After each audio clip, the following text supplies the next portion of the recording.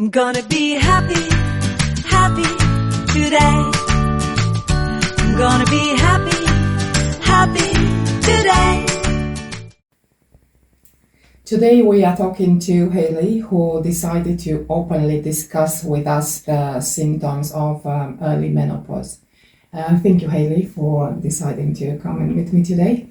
Most of the women go through menopause between 50 and 55 years old. Please tell us, how did you realize that you were going through it earlier than expected? Yeah, hi, thanks for having me.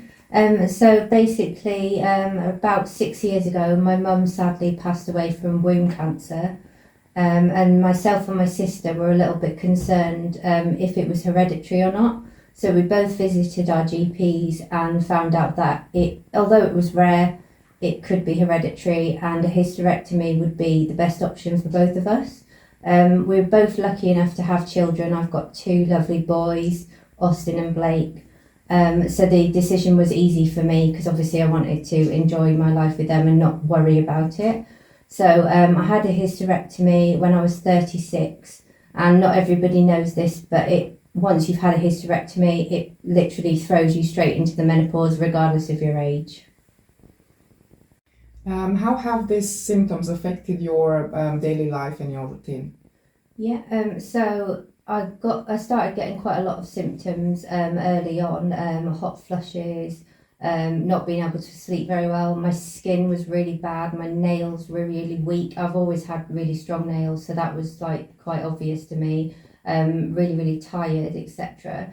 So I went to the doctors and they did the blood test just to confirm that it was the menopause, and they confirmed. So with that, I decided to try and keep as natural as possible because I didn't really want to try HRT at the very beginning. And it wasn't until I'd been struggling for about 2 years that I actually started with the HRT. Has this experience impacted your mental health and your well-being? And also, how did the social life that you had react to, social circle and your family? How did they react to these changes? Yeah, so it has definitely affected my mental health. So I've previously struggled with panic attacks and depression. Luckily, I've got them under control, but having this menopause hit me, it's definitely brought on a few panic attacks recently. To deal with them, I've had to make sure I've got a really strong routine, and my family have really helped me with this by understanding and just being there to talk. And if I do snap at them, they understand, and it's just for me to be aware and then, go to them and apologise and just talk through it, really, because it is really important to have that network.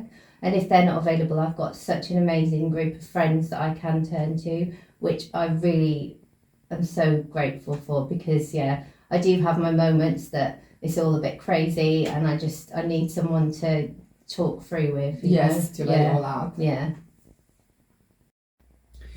You mentioned that you have decided to wait for 2 years to see how you cope with it by yourself with no support. And does that mean that in the meantime you have started the HRT? Yes. So I finally decided that I shouldn't really struggle anymore, and I definitely would advise, don't struggle. Just go and get help if you can, because why should we struggle? We shouldn't be embarrassed about it. So I went to my GP and I said, look, I've had enough. I'm finally going to give it a go. What are my options? So she ruled out the tablet form of HRT for me straight away because I've previously had a blood clot. So that wasn't advised because it can, I'm not sure, but it can affect. Yeah, exactly. Yeah. And so the other options were the spray, which I did try at first, but I didn't like that because you spray it on your arm here, and then it takes ages to dry, and I wasn't keen. That's every night. And then so the other option is the patch. So that's, you change it twice a week. So I change mine on a Monday evening and a Thursday evening. You're supposed to have it like mid-body. So some people have it on their thighs, on their stomach. I have it on the top of my hip, so it doesn't aggravate like any trousers or anything like that. It's really, really simple. It's clear, so even if you were in a bikini, unless you were right next to me, you wouldn't see it. Mine is probably about 2 inches by 2 inches, but you can get smaller ones. It's really, really simple, really easy. And since being on that, my hair's pretty much back to normal condition-wise. My nails are still a bit rubbish, but they're getting there. But things have improved. Yeah, slightly. yeah, definitely. My notice. mood especially. I'm not as tired. I'm sleeping better. So yeah, I definitely. I wish I'd done it earlier, to be honest. Yeah. What advice would you give to women who go through early menopause, Hayli? Yeah, so I would definitely say, as soon as you have the slightest inkling that you might be going through it, don't wait. There's no point in trying to hide it and trying to be brave or whatever, because why suffer in silence? Go and speak to your doctor, speak to your loved ones, let people know what's going on. When you have a diagnosis, get as much information as you can, and talk to your employer, because my employer, I work for a big bank, shouldn't really say which one, but they've been really, really good. They're really supportive. There's lots of webinars I can go on. And if ever I'm having a bad day, I know I can speak to my boss openly about it, and it's all good. I know not everyone's that lucky, but hopefully you're in that situation too. The other thing I would say is, like I said earlier, routine is really, really important. If you're anything like me, it's good to feel like you're in control. So for example, I still sometimes get hot flushes in the middle of the night because obviously HRT can't get rid of everything. So before I go to bed, I make sure I've got headache tablets by my bed, I've got water, my window's open, I'm not like overly dressed, the heating's not on full whack from during the day, that sort of thing. I just need to do that tick list in my head, and then I can sleep and it's all good. Chances are I won't need the water in the middle of the night, but just knowing it's there makes me feel a little bit better, a little bit calmer, and I can just relax. What methods helped you personally to deal with it easier, and what did you find helpful? So I've always been keen on writing. So what I did is, when I realised that this was happening, I started a blog. So I don't write every day. Sometimes I don't write for months on end, but I just get my feelings out there.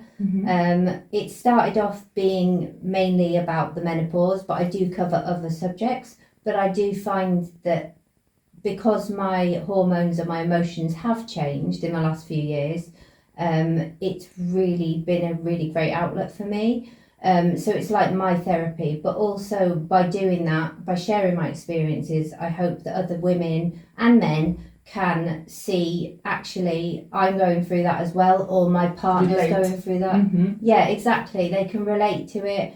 And I'm always there if they want to ask any questions, or, you know, it's a good blog because you can sort of pick and choose what you read. It's just a really good outlet for me. The other thing I would say that I do a lot is I make sure that I connect with my friends. I've got lots of close friends. We might not see each other that often, but I make sure that I check in with them. We'll go for like coffee dates and things. Nothing too expensive and extravagant, but just a chance to like get things off our chest and, you know, share and just be there for each other. I think, yeah, mostly I like to have some me time as well, so that's really important. Not to just be like work, kids. You've got to have Stressed. Exactly. Yeah, I love a bubble bath, just to relax and, you know, go and get your nails done. It doesn't have to be something really expensive. It's just having that little time for you. I love to read. Before I did kind of stop reading so much, and I was more into like watching Netflix, which I still love, but I do love to switch my brain off before I go to bed and have, like, even if it's just 10-15 minutes reading.